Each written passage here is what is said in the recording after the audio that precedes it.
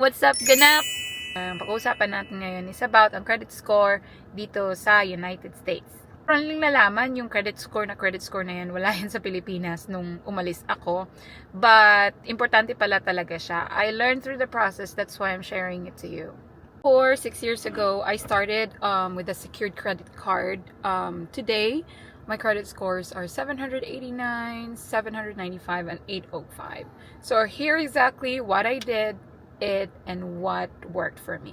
Started with a secured credit card. I opened a credit card through my bank. Use it responsibly in about a year, in which kung gagamitin ko siya, I paid back immediately on that day.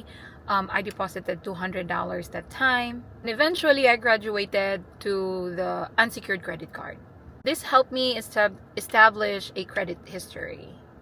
Meaning, marunong kang umutang, marunong kang bumayad, marunong kang umutang, marunong kang bumayad. May liway naman, may mga days, hindi mo lang siya dapat ipalagpas sa statement before ang statement date. Kasi, ibig sabihin, yun yung ire-report nila na balance dun sa mga credit bureau. Example, may natitira palang credit card balance na ganito, isisend nila yun, tapos dun, magdidepend yung credit score mo. And you want to make sure, sinasabi ng iba, should be less than 30% of the total credit limit. Pero ang sa akin, as much as possible, less than 10% kung hindi ko man mabayaran. But as much as possible, bayaran mo na. Zero balance. So, once naka-establish na ako ng credit score, I applied for Discover at also Amex. So, nauna muna yung Discover ko. And then, once ma-approve, after 6 months, yung American Express. Sabihin ng bagong new credit card, ibig sabihin ng new credit cards, hard inquiry siya sa credit score mo, so talagang mamaminusan ka ng points. Kaya, avoid opening multiple accounts at the same time.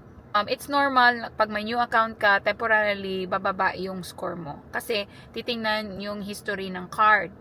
So, I'm using the credit card on my daily basis, groceries, gas, household expenses, at mga bills. Hindi ako gumagamit ng cash. But I treated my card as a debit card and only spend money which I already had. Paid on time and also before the statement closing date, and I tried to leave a very low balance reported kung hindi ko kayang bayaran lahat. Example, ang limit nyo is 5,000, so you just utilize under 10% or kung hindi kaya, under 30%. I learned over the 6 years I've been here in the US na pwede ka palang mag-request ng credit limit increase. So, ibig sabihin, pag tumaas yung credit limit, tataas rin din yung 10% na pwede mong magamit. Diba? For example, you wanna go vacation or travel or pupunta ka ng Pilipinas, tapos mahal masyado yung ticket. So, even though mahal yung ticket, it's still pasok sa 10% ng credit limit. So, hindi masakit siya pag hindi ko mabayaran agad. This is the biggest factor, never miss a payment. Kasi, one common na tip is not to miss any payment at all. Dahan din sa credit card is meron kang cashbacks and reward points. At one point, yung credit card namin na ginagamit namin for groceries, bills, gas, and all, nakakashback kami ng $500. Diba? Parang siyang free na binalik lang din sa'yo.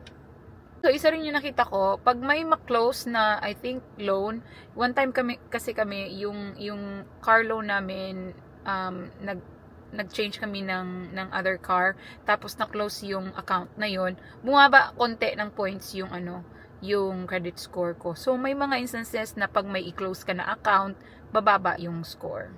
Building a 800 plus credit score doesn't happen overnight. So, it needs hard work, perseverance, also discipline in your money.